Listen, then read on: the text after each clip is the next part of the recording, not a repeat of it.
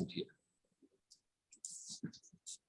Hi there, my name's Bren Vanderswag. I'm the president of GutterExperts.com and the founder of GutterCon, which is going to be held in February 10th to 12th in 2003 in Orlando, Florida. We haven't got a venue yet, but stay tuned. We'll be making an announcement within the next few weeks.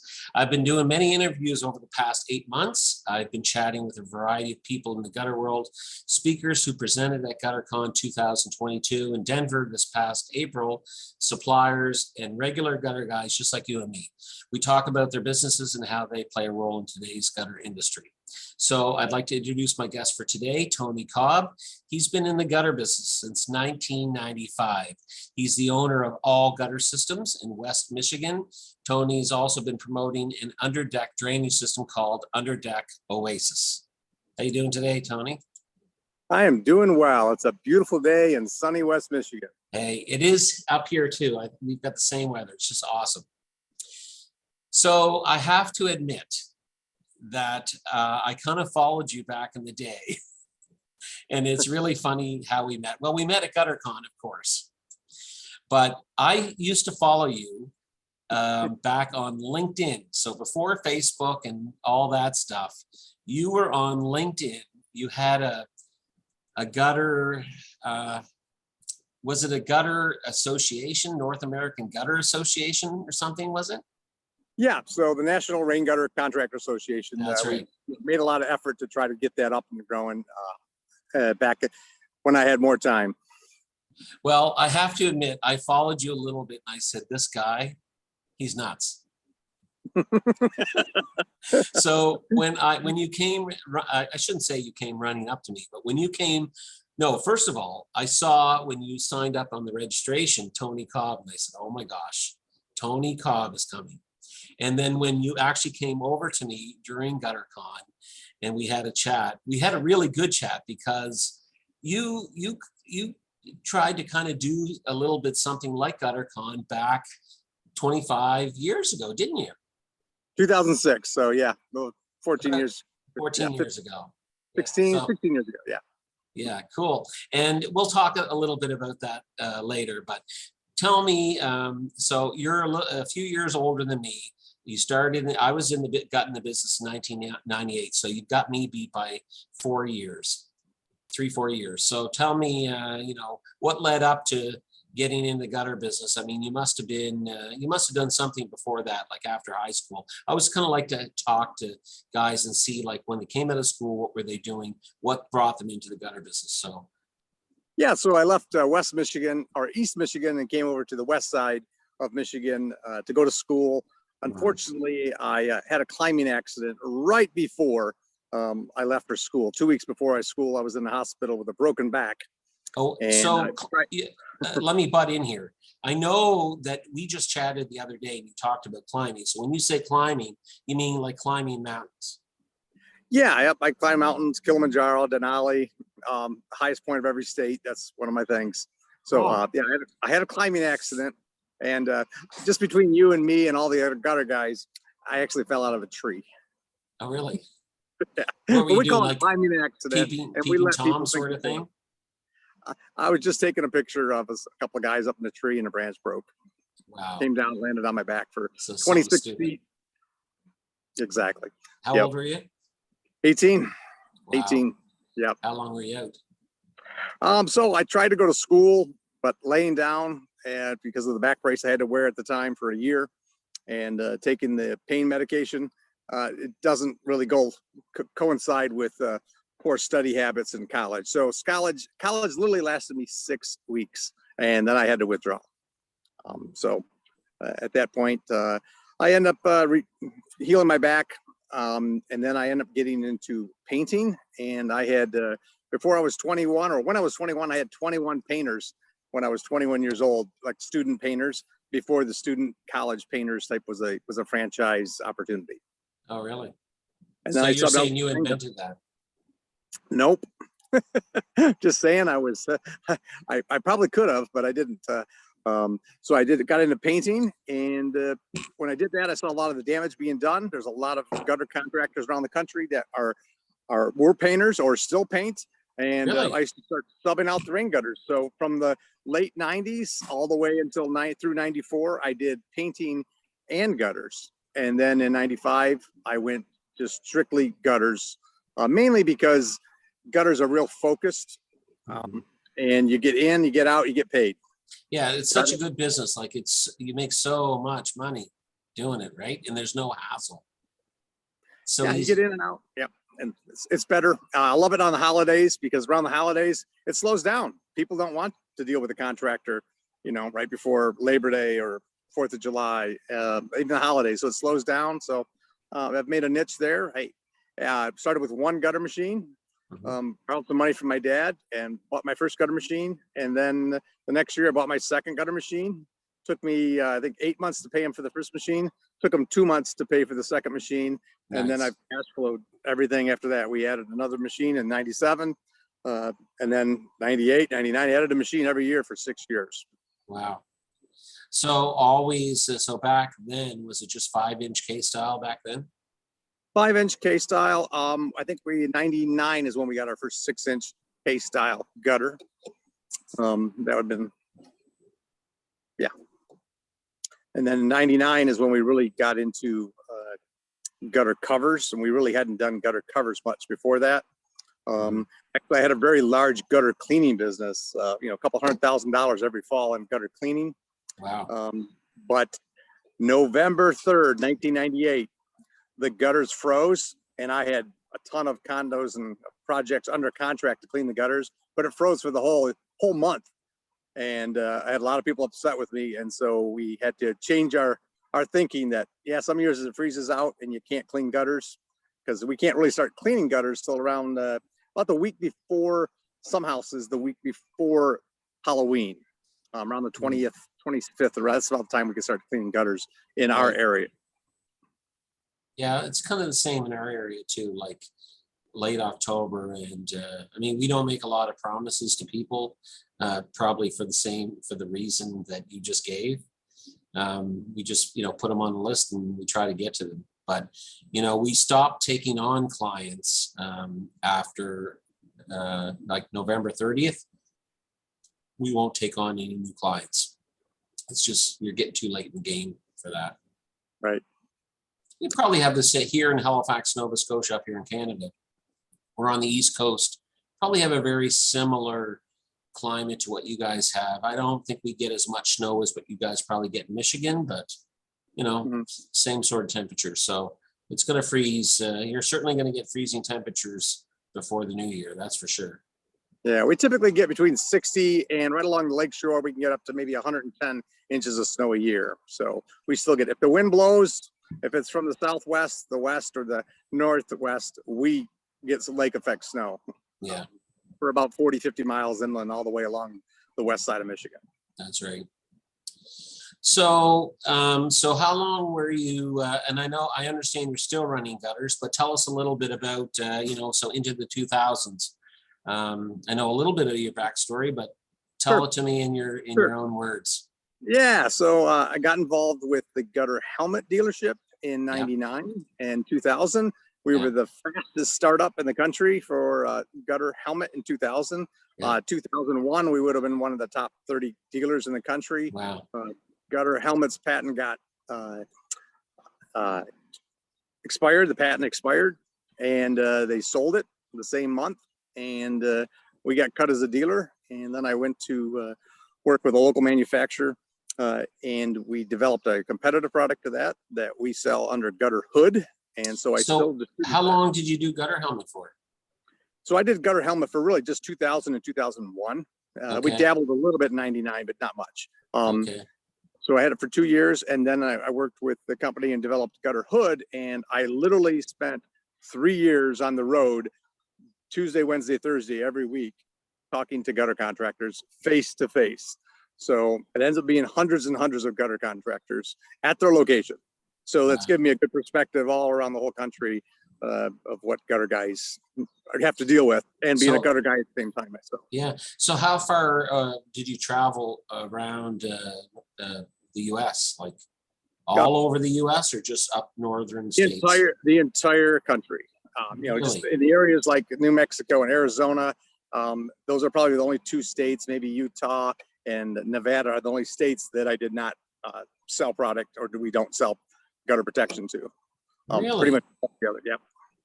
Okay, so I was a gutter helmet dealer also here in Halifax, Nova Scotia back in, I'd say 2000. I wasn't aware that they lost their patent. I mean, for us, it was too expensive. I just couldn't sell it in our neck of the woods. We'd probably do 10 or 15 jobs, I think, over a period of like 2 years maybe.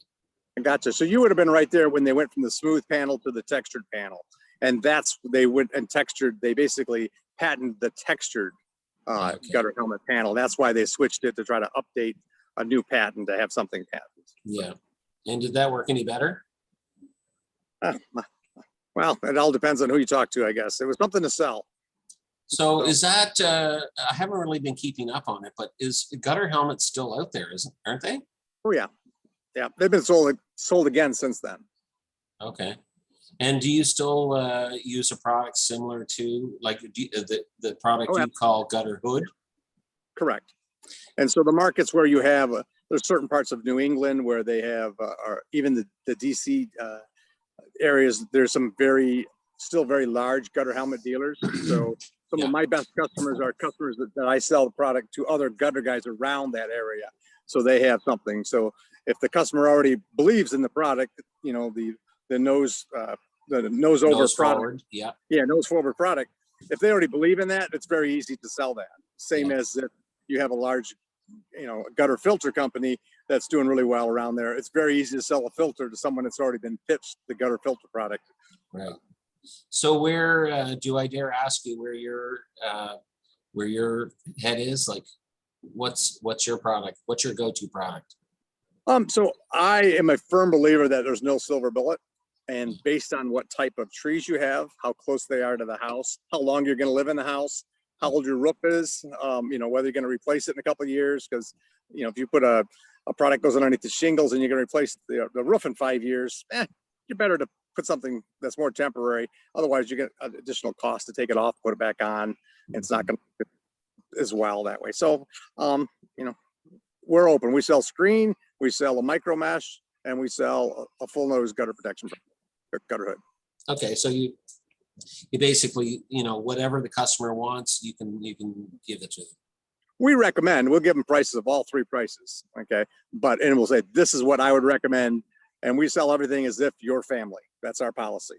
You know, This is your brother, your aunt, your uncle, and it makes it a little funner to sell that way. Like, hey, you know, if you're my uncle and I had to pay for this and everybody's going to know how much I charged, I'm going to sell you what's going to work.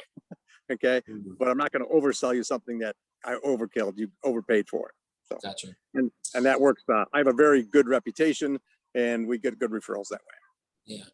So I always tell everyone that I interview, and I told you just before I jumped on this call with you, I like it to be very organic, but I don't know if you want to talk about this, but you actually sold your business, didn't you, a number of years ago?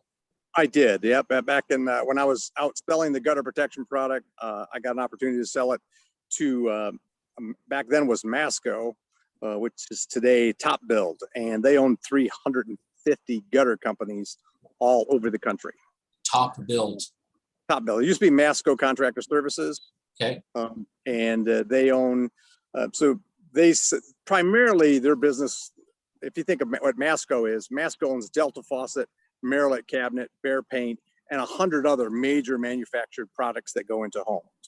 Okay. And they found out that it's actually the contractor. It's us contractors that choose the product that goes on the home.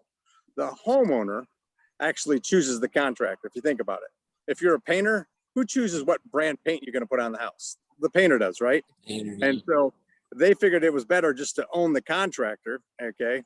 Whether it's a painter, the plumber, or the installation company. They do a lot of installation. They just own the installation company. This way they can sell their products and they have that control of it. So that's what Masco Contractor Services did. Since then, they've split off to Top Build. Oh, just a sec. Yep. I think I hit a mute button. Can you hear me? I can hear you fine. Okay, I'm good now. I think I hit my mute button. Sorry about that. Yep.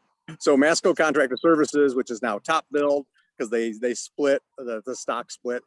So they're the largest home improvement contractor or, builder in the country, because they do shower stalls, they do painting, they do insulation. Some markets do drywall. Mainly they do insulation and gutters, but it's pretty much is when a builder builds a house, there's about 35 to 40 subcontractors involved. And with Masco Contractor Services, they were able to like, hey, we can take care of 15 of these services: garage doors, the cabinets, the showers, a lot of different things that they can do. And so they were buying up contractors left and right. So I got an offer to buy my company. Oh, by the way, Masco used to own Gutter Helmet. They're the ones that sold it. And so, yeah. And so I instantly, and then the new owners of Gutter Helmet, which happened to be right here in West Michigan, the new owners. And so I got cut as a dealer. And like a lot of people got cut as dealers, but a lot of the Masco owned gutter companies got cut as a dealer. So I was able to develop a product and turn around and go back and sell that. And we still sell that to them today. Wow. Okay. And when was that? What year was that? That was in 2003. So the patent expired in November of 2001. Took a year to figure out what we were going to do, 2002. And then we came out in 2003. We came out with the gutter hood product. Wow. Okay. And is that product still going on today? Yep, still going on today. So I had the chance to sell it to Masco at that time, Masco Contractor Services. I elected to sell it to someplace else. And of course, the economy was just about ready to crash. So I sold it at a good time. They bought it at a bad time. They didn't, for a number of reasons, they took away the name, took away the uniforms, took away yard signs, took all the things that made all gutter systems what it is and has been. They took those away, and the company failed drastically after I sold it. And the economy went back.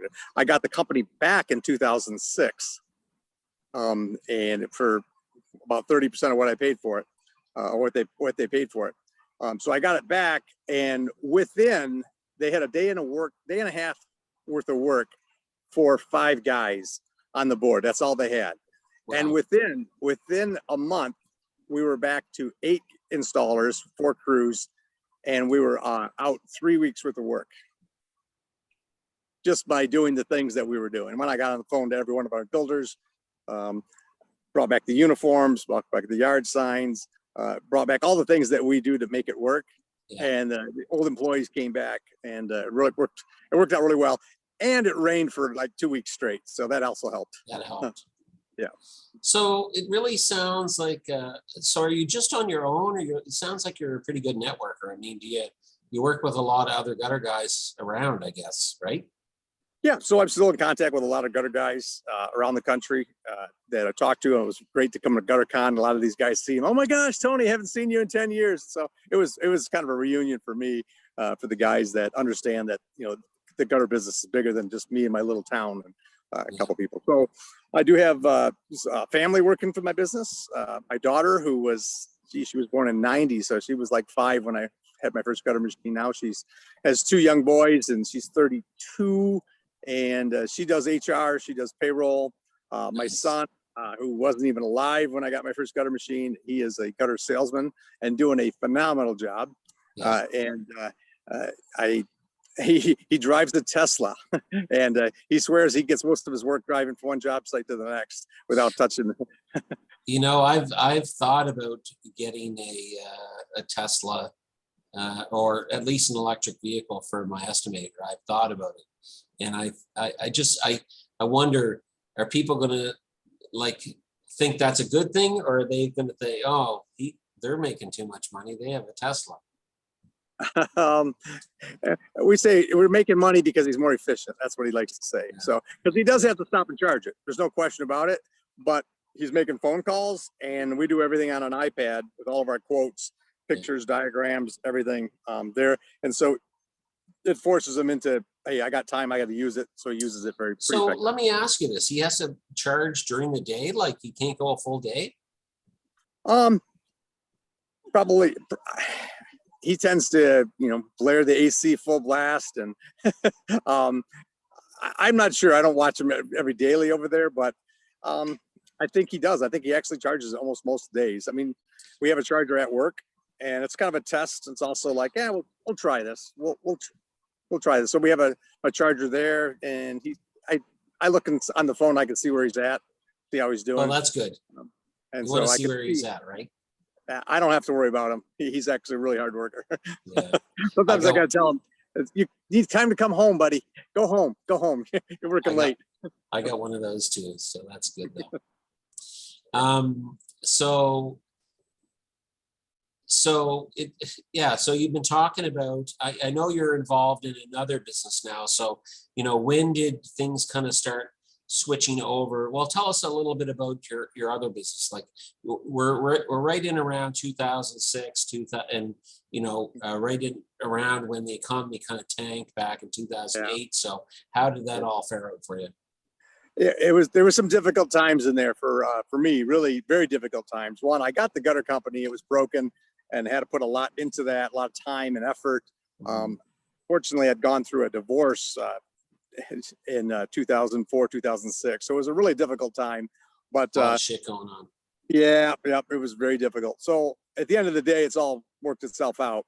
But the economy was bad over there. I got involved with just trying to take care of sell my gutter protection on a national level, and then take care of the gutter company. And so it worked hand in hand. It was fine. But then just took a couple of years for the economy to pick back up. We've always been on the cutting edge. I mean, I use 032 gutter exclusively, the heavier gauge gutter versus 027 in my marketplace. I use all stainless steel screws. I don't use any paint. We don't have no painted elbows, no painted miters. We all have, a very large stock inventory, and we buy every color. So we have it in box quantities. We very rarely buy anything individual because we were large enough we could do that, had the facility to do it. What kind of revenue do you do a year in your gutter business, if you don't mind me asking? Yeah, we do between 2 and 2.5 million in gutters. Okay, so good size. Yep. So it's good. I'm happy with it. I don't want to say I'm bored with it. I'm happy with it. We've just recently bought a half round gutter machine. We bought the multi-profile machine. We have different options for that. And they're not like a gutter machine where it can pay for itself real quick. It takes a little while to build up that in the minds of the builders. Like, why do I want a different profile? And the ones that want it absolutely want it. And so you have really good margins on it, much better than gutters. But let me ask you this: is your business mainly contractor based, or do you do a lot of residential? We are a real good split, about 50-50. Okay. So we got 50% builder work, and builders give me a lot of referrals. Yeah. In my marketplace, gutters are not code. Yeah. And the gutters, people afterwards, they build a house and they put it up without gutters, and then later decide they want gutters. They go back, talk to the builder, and they refer back down. Right. Yeah. So my marketing budget for my gutter company is less than 2%.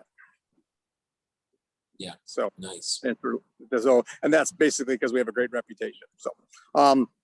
So that's going in the gutter business. We had that rocking, and then 2008 we started dabbling in to the underdeck drainage business. So what the year underdeck was that? drainage. That's really around 2008 is when we first started installing them, and that was just local to West Michigan. After building websites and being involved with that, and that was right around the time that in end of 2005, I stopped working developing the gutter hood nationwide, and I was more involved with getting my gutter company back in my own distribution business, selling the gutter hood. And that's when I was dabbled in with the National Rain Gutter Contractor Association, trying to get people to up the game a little bit, and just how we can all work smarter. Before you just stop talking about that, can you talk a little bit about that? Sure. Yep. So in 2000, I worked with the company that makes the gutter hood product for 2003, 2004. Started a divorce, and 2005. The end of 2005, we had a separation agreement with the manufacturer over there. They kept me on as an employee for a year, full benefits. But I got to go start my own distribution and sell it as gutter hood. The product is gutter hood. And doing so, I'm like, oh, good. If I ever get back in the gutter business, because I already sold the gutter company in 2004. Okay, at the end of 2004, I sold the gutter company. So I was like, man, if I ever got back in the gutter business, what would I do differently? And one, I was thinking, I started a company called Gutter-ConVersations.com, just building websites for gutter contractors. At one time, we had 150 websites for gutter contractors. And we Really? did, yeah, when that's, that's when the first websites were coming out there. And so I have a full-time graphic design guy, still have him to this day. We don't really spend a lot of time with the website business, but it put me in front. I was in front of so many people that needed websites. It was too easy for me to sell. And that's Yeah. when we dabbled with trying to start the National Rain Gutter Contractor Association. And we scheduled, unlike pulling off the great convention that you pulled off over there, I planned mine for September of 2006. What? Okay. In Chattanooga. September? Yep. September of Chattanooga. Yep. What the heck were you thinking? Well, that's when I did a poll. That's what I got. That was the answer. So, Really? so Chattanooga was in an area, and I had previous experience with the association prior to that, which was an association out of Texas. And I actually served on the board with them. And we tried to get them centrally located where people could drive from a long distance, not so far away. So that's why we chose Chattanooga. The problem was there was if you go back and look at it, the summer of 2006 was a drought in the South. And then bad timing, for 3 weeks before the convention, it rained cats and dogs. I had 99 guys paid. We had 156 guys that paid $99 to come to the convention, which was way too little. Yeah, but a good amount of guys though. Yep, 156 people paid to come to it. Okay, Wow. but the problem is it rained, and when I did my survey afterwards, because we only had like 20 some people show up, there are 20 some gutter contractors. I think 28 was the number we actually had. The ones that came up there, and why didn't you come? And he goes like, it's been such a bad year, and then we finally had work. There's no way I could take off to do it, and it was just a total bust. The vendors that we had, we weren't happy. The speakers were great. We did really have good speakers, but it was just a bust. And after that, it was just, this is too much. And a lot of the associations nationwide, whether it's the Home Builder Association, the Roofing Association, or even your local Better Business Bureau, or the local home builder associations, all of those, all of their membership just dropped terribly when the economy tanked 2006. So it was a bad time to try to start an association and pull that off. So that's why I'm your number one fan, because I've been there and I really appreciate it. Been there, done that.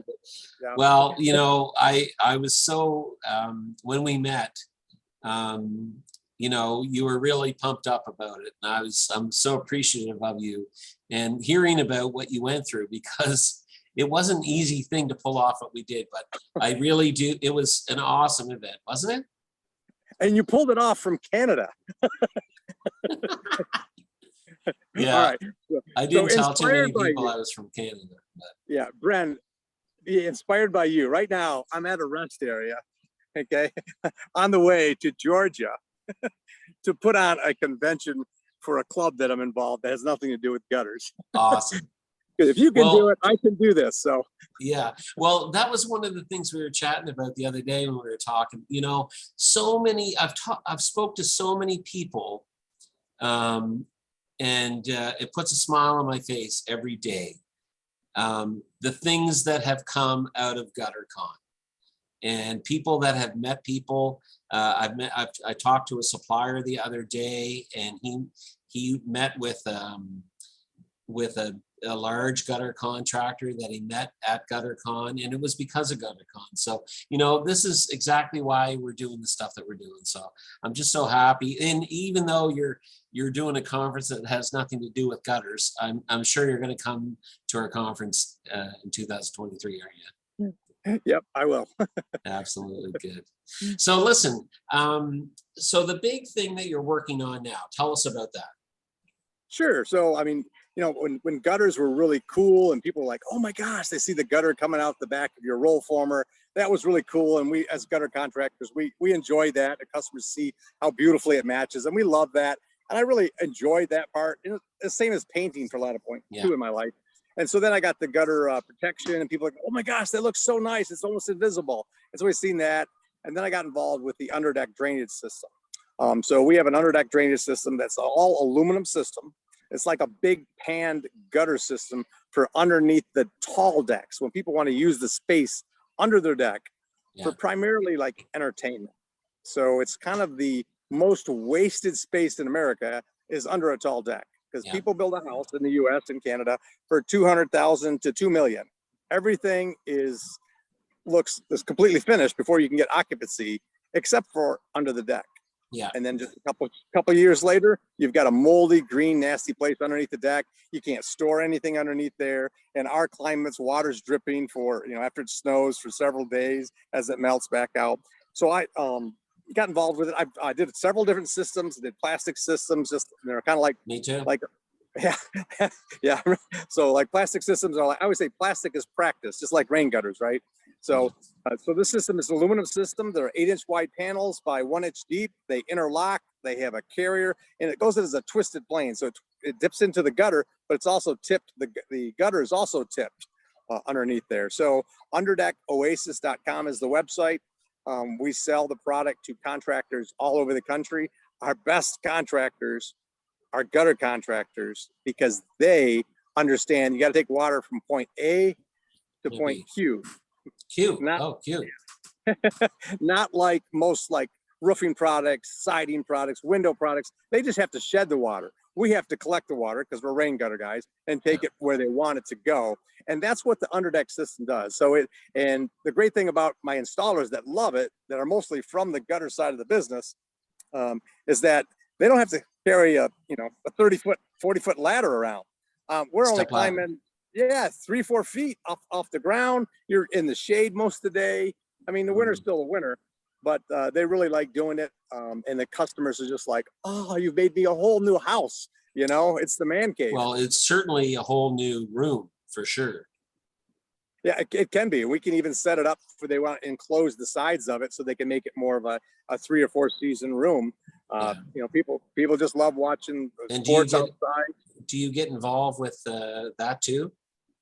We do not. We're very specific, and I always recommend. I mean, we're talking to gutter contractors, that stay specific to what you do, because people will want you to do all kinds of things under the deck.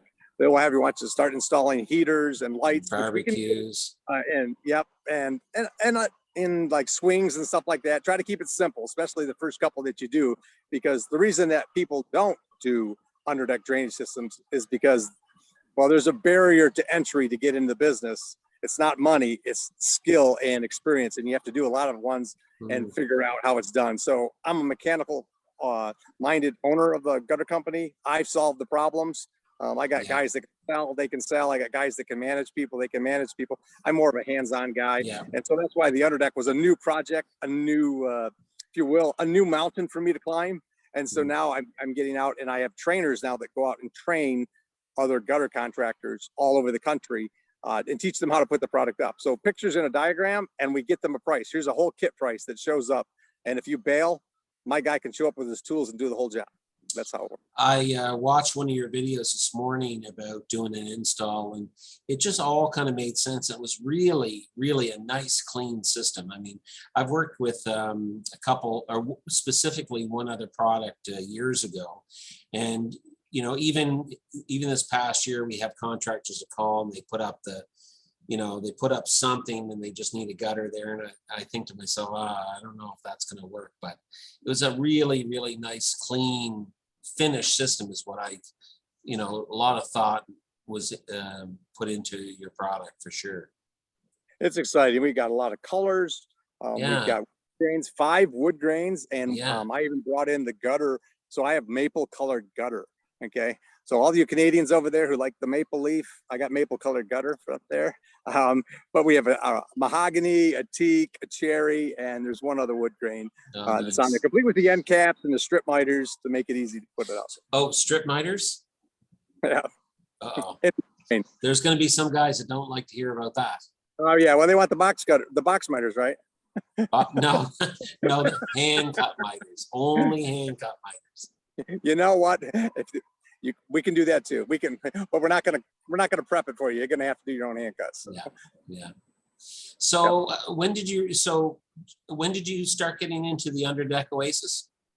So we started dabbling it in 2008, and then we're pretty good at building websites. And so with our national websites that we have people finding us all over the country, Florida, Texas, California. We've actually installed it from West Michigan. I've sent crews. I think we're at 46 states right now. Wow. 46 states. Yeah. So is it like it's a dealer network? Is it, or do you Yeah, just so- sell to anyone? Yep. So we have dealers if they want a dealer in their territory, and we let them have a couple jobs and learn how to put it up first before we talk about a dealership.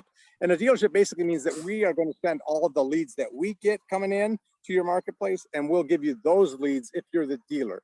But if you're just a contractor, maybe we have a contractor that does that. He goes, look, I'm not going to make this my business, but I'll install it because I know how to, and I can make good money on it. And so if they can make good money on it, they'll do it. But then I got other guys that say, look, I'm only going to put this. I have deck builders, for instance. Like, I'm only going to put this on my decks. I don't want to go out there and start becoming a dealer. I don't want to go be doing that. I just want to put it because my customers are asking for it. I'm really a wood contractor. And so our ideal guy is a gutter contractor. It's just another part that every time you see, I have 3 gutter salespeople right now in my gutter company. They've all been there for at least 3 years now. And as they're walking around with customers asking about gutters for their house, and we see the opportunity, we know the opportunity. They got a pool in the backyard. Everything else is finished. It's a slam dunk, easy one for them. And so just alone, pretty much any gutter contractor, your sales guy can easily sell 1 Underdeck a month just by the jobs, the leads that he's already running, and just by quoting it. This is this particular house. So we can help you get those quotes. Give us 4 pictures in a diagram, and we can tell you, here's what we would sell the price if our crew had to come there with hotel costs, travel costs, per diem cost, the travel to get them there, the mileage, all of that, versus what we could tell you what to sell it for.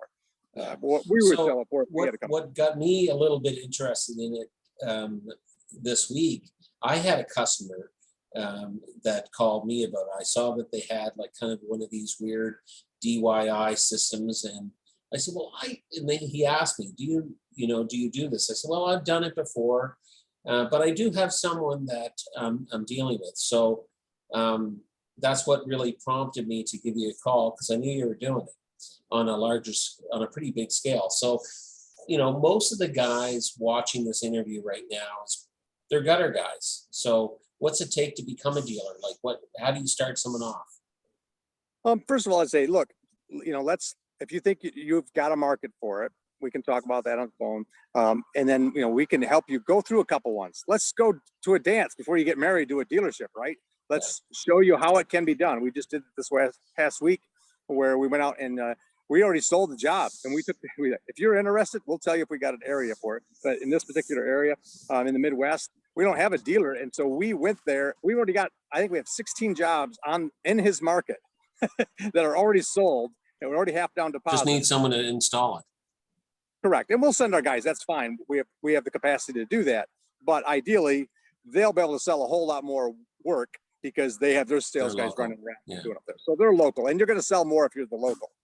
We still do we're 32% of our installs are still in Michigan, just because we're the local guy in Michigan. And then the rest is in different parts of it. So after we had them, showed him to go through and we trained them, in this case over here, we actually paid them to be trained. We'll pay you to train you because I believe this opportunity is that good for you in this particular market. So he did it, they did the job, and now we're going to go over numbers here in a couple of days and say, look, these are what the numbers would be if you did it with your guy and what you should be making. Because at the end of the day, even though we're gutter contractors, at the end of the day, we're really tradesmen. We get cover material cost, and how much are we getting the labor? What do we need? I know with gutters, I might be at $75 to $95 an hour is what I'm getting.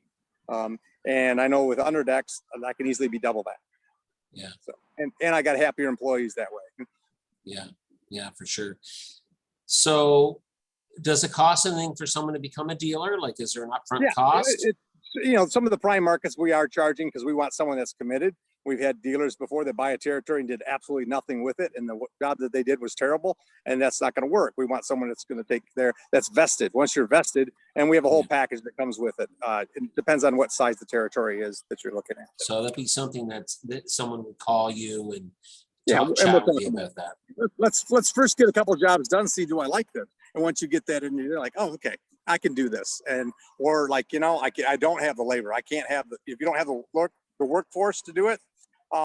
That's why there's not a lot of guys doing it there. You got to have someone that's stable, that's going to be there for a while, so that you're going to teach them this trade. Specialized, yeah. It's very specialized, and but it's also it's a good add-on for a gutter contractor. And there's more decks being built built every day in North America than me and the very few competitors that we have are doing. We're losing ground as far as getting more decks with an underdeck system. There's more being built every day.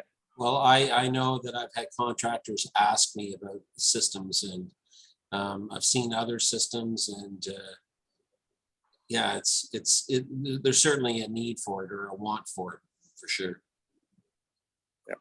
So, Yeah. so it's a fun product there. It's gives me something I'll do, and I like to travel. So I don't mind traveling. So it gives me opportunity to train, and I just get excited when other people get excited about something. Yeah, yeah, cool. So what else is going on? So are you climbing any mountains lately? I tried to climb the highest mountain in the world earlier this year outside of the Himalayas, and Where's that? that was in Argentina, down in the Okay. Andes. Yep, kind of where that, not too far away where that the movie Alive, where the people crashed in the airplane and Yeah. did some cannibalism there. Not too far from there, actually, where I was up there. But it got too windy, and it's bad timing. The weather came in right when our window was opening up, and we got, us and everybody else got pushed off the mountain because the winds are deathly down there when it's Wow. windy. It was in January. So now I'm, I don't know, you're looking forward. I was going to do the high point of Russia this year. That's not on the table. Not on the table? Biden Yeah. won't let you go over there? What's that? Biden won't let you go over? Yeah. Well, we won't talk about Joe. Let's keep this fun. Yeah, okay. So I know, there's a lot of gutter companies in Michigan. There's a lot of stuff happening there. You've got Augustine and with Classic Gutters down in Kalamazoo. Kalamazoo, is it? Yeah, I was actually at Augustine's house last night over I there. heard. He was doing a little fundraiser for a political candidate that's running for office, and so we were down there to. Well, I don't know why there would be a political candidate at Augustine's place. He's not very political, is he? He is a character. So anybody that doesn't know Augustine, very passionate Very about passionate. the gutter industry over there. And if you don't know Augustine, when you know Augustine, you'll understand what I'm talking about. That he's Yeah. very passionate about the half round industry. Yeah, he certainly is. He certainly is. Yeah. And in fact, I have a trip. I'm not planning. I haven't got it planned yet, but I'm going to come to Michigan. I have a few people I want to see. I'm going to go down and see Augustine, but I'm going to come see you too. We're going to, I hope you can take me out on one of your installs while I'm there. Maybe we'll do a gutter conversation, Sure. interview while we're doing Yeah. it. I would love to do that. That'd be fun. Yeah. Yeah, for sure. Just Well, let me know. listen. I'm gonna be in Germany in August. So that first part of August. So anything after the first 2 weeks, and take pictures and a diagram of that opportunity you might have for Underdeck. Maybe you can. Pick Oh, up the product I'm from- actually going to go see him tomorrow. So I'm going to take some pictures. We're going to see if we can get that on the books for sure. Okay. All right. You got to sell them white, cream, or clay. Okay. White. It's going to be white. All right. Well, that's easy then. Okay, because we only got 14 weeks for the other colors lead time. Wow. I think, the other thing you have to be thinking about too, when you do these underdeck systems, is a box gutter. Nice and clean. Yeah. Yeah. Okay. Well, I have a CNC folder, so I can make pretty much any shape the customer wanted. Well, you can make, yeah, I know you can make it, but you can't make it 30 feet long, can you? My seams are warranted, so I can. Oh, okay. Well, we like to use a seamless product here in Nova Scotia and Canada. Yeah, but Yeah. it's Say it. Come on. I got nothing. I got mean, nothing. you know what? I mean, if you do a good job, how long do you guarantee your miters not to leak? Lifetime. Lifetime. Lifetime. And now Michigan, there's a silly rule. A lifetime in Michigan is only 7 years for a home improvement product. No, no one remembers after 5 years who installed the Oh, okay. gutters. All right. Well, we have a lifetime warranty on our seams. If we had somebody who wanted box gutters, but we don't. We use seams. We do it. I think we do our underdeck systems like the wood grains. I can sell you wood grain coil so you could make whatever coil length you want to do. If underdeck typically, the longest underdeck is typically 40 feet with a straight piece of gutter. So, and we might do that locally, but otherwise we'll seam it together. Yeah, I agree. I hear you. Okay, well, listen, Tony, I really appreciate you taking the time to chat with me. Let me ask you what you think about this, though. You must have been in your day thinking about some sort of program for training for, certifying gutter guys. Did you guys ever do anything like that back in the day? There wasn't a market for it enough there, and we hear about it, we talk about it. I wonder, is there a market for that now, do you think? I don't think there is, because personally, every gutter guy I've ever talked to, and it's over 1,000 gutter guys face to face. Okay, every gutter guy I've met has personally hung the moon, and to tell them that you can use them to train them, but two guys have never do it the same way. I mean, they're pretty proud of what they do. It's a pretty proud craft, and so it's hard to find. If you were to try to come up with a system and say, this is the way you do it, this is the way you do it. Just like you talked about tab miters versus, a strip miter versus a box miter. I mean, everybody's probably starts with a box miter if that's how they got started, and then we can do tab miters, but the question is why? If you get a lot of expansion and contraction, it's really hot. I don't know if those hold up better than there, but I also see a lot of spray paint, which I hate to see on those tab miters, tab miters. And it looks terrible years later, so the strip miter still looks better. I think so too. I'm a strip miter guy myself. I've never had anything other. I mean, I like the look of a hand cut miter, no doubt about it. It is really nice looking for sure, but I don't see anything wrong with it. I don't think us as gutter guys, we're so proud of what we do that, if you have a little scratch that's only 2 inches on a downspout, my guys, I can't use this, they want to put it in the scrap pile. It's like, dude, you can put that up on the 3rd story. No one is ever going to see it. No one's ever going to know it. You're doing a more environmentally conscious thing by not scrapping a 10-foot piece of, a gutter, or put a pipe band over it so you can't see it.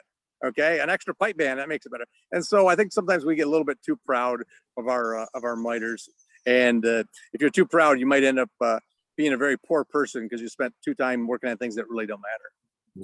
Yeah, I agree with you. Well, listen, I appreciate you taking the time chat with me today, and if anyone wants to chat with you, what do? They go to, what's your website? The gutter company is allguttersystems.com. And if you want to send me an email about gutters, send it to T Cobb, last name's Cobb, like corn on the cob, an extra B for the butter, at allguttersystems.com. Or if you want it with the Underdeck system over there, you can just catch me at Tony at underdeckoasis.com if you wanted to catch me on there. And then we can set up a time where we talk. I generally don't give out my cell phone number. And that way I can focus on the big picture stuff rather than deal with salespeople. Yeah, I gotcha. If you're a gutter guy, I'll talk to you, obviously. But what's the website address for your Underdeck? Underdeckoasis.com. Okay, Tony. Thanks a lot. Hey, it was great chatting with you. All right, great to see you next month. For sure.